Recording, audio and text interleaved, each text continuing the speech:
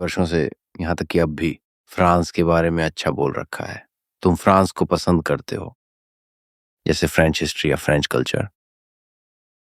लेकिन फिलहाल ये जो सिचुएशन बनी है, ये एक ऐतिहासिक भूल है।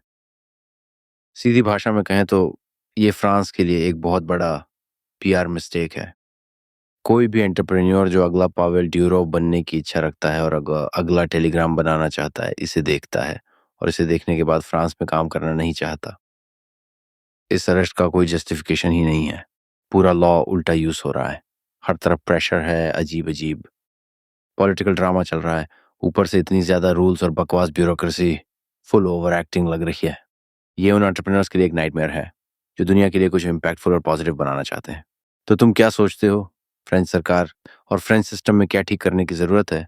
और थोड़ा जूम आउट करो, क्योंकि तुमने यूरोप में भी ऐसी ही चीज़ें देखी हैं जो एंटरप्रेन्योर्स को मदद कर सकती हैं और उस नेगेटिव ट्रेंड को रिवर्स कर सकती हैं जो अभी यूरोप में दिख रहा है, जहां माहौल एंटरप्रेन्योर्स के लिए और भी कम फ्रेंडली होता जा रहा है। क्या किया जा सकता है? क्या फिक्स किया जाना चाहिए?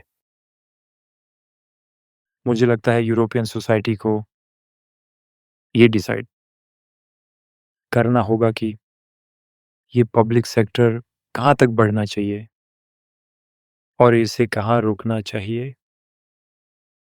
उनके मुताबिक गवर्नमेंट का साइज आखिर कितना बड़ा होना चाहिए, क्योंकि आज अगर फ्रांस को लो, जो कि एक खूबसूरत देश है और जहाँ बहुत टैलेंटेड लोग हैं, तो वहाँ पब्लिक एक्सपेंसेस देश के जीडीपी का 58% है। ये शायद उतना ही है या उससे थोड़ा ज़्यादा है, जितना सोवियत यूनियन के पिछले स्टेज में था। तो यहाँ पर एक बैलेंस की दिक्कत है, जहाँ ज़्यादातर लोग स्टेट को रिप्रेजेंट कर रहे हैं, बजाय इसके कि देश की इकोनॉमी को आगे ले जाने के लिए ग्रेट प्रोडक्ट्स और ग्रेट कंपनीज क्रिएट करें। स्टार्टअप फील्ड, खासकर मेरी फील्ड यानी सोशल मीडिया, इससे बहुत ज़्यादा इम्पैक्ट हुई है। पिछले 10 सालों में फ्रांस में इस फील्ड में सिर्फ एक ही बड़ा स्टार्टअप आया। ये एक लोकेशन बेस्ड सोशल नेटवर्क था, जिसे बाद में स्नैपचैट ने खरीद लिया। लेकिन बेचने से पहले फाउंडर ने मुझसे पूछा था कि क्या उसे सेल करना चाहिए। मैंने साफ कहा, नेवर सेल। तुम्हारे पास एक ग्रेट चीज़ है, बहुत सारे यूज़र्स हैं और कई देशों में अच्छा ट्रैक्शन मिल रहा है, और ये फ्रांस में अपनी तरह की पहली बड़ी सक्सेस स्टोरी थी। फिर भी उसने कुछ हफ्तों में बेच दिया और बाद में मैं उससे मिला। वो अब एक नई चीज़ करने की कोशिश कर रहा है। मैंने उससे पूछा, मैं समझने की कोशिश कर रहा था कि क्या गलत हुआ। उसने बताया कि जब वो अपनी कंपनी फेसबुक, इंस्टाग्राम, स्नैपचैट जैसे जायंट्स से compete करते हुए और इन्वेस्टर्स का प्रेशर झेलते हुए चला रहा था, तो बेस्ट पीपल को हायर करने और उन्हें पेरिस आने के लिए मनाने की कोशिश कर रहा था, और उसने वाकई शानदार काम किया भी था। लेकिन इसी दौरान उस पर एक बेवकूफ़ी भरी इन्वेस्टिगेशन थोप दी गई, और ये शायद फिर से डेटा प्रोटेक्शन इश्यूज से रिलेटेड थी, जो बहुत लंबे समय तक चली और धीरे-धीरे उसकी टीम और कंपनी का खून चूसती रही। Non stop interrogation, disclosure requests, और ये एक यंग कंपनी थी। इससे स्ट्रेस का लेवल बहुत बढ़ गया और एक पॉइंट पर प्रेशर इतना ज़्यादा हो गया कि उसने डिसाइड किया इसे बेच देना ही बेहतर है।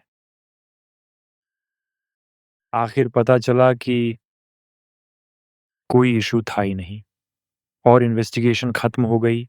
उन पर कोई चार्जेस नहीं लगे, लेकिन ऐसी इन्वेस्टिगेशंस की भारी कीमत चुकानी पड़ती है। जब तक सोसाइटी ये नहीं समझेगी कि कितने प्रोजेक्ट्स, कंपनीज़ और स्टार्टअप्स कभी बनते ही नहीं या बहुत अर्ली स्टेज पर यूनाइटेड स्टेट्स या दूसरे देश में बेच दिए जाते हैं, जिससे इकोनॉमिक ग्रोथ गिर जाती है और चीज़ें नहीं बदलती। अभी कुछ दिन पहले ही हम एक आदमी से मिले थे,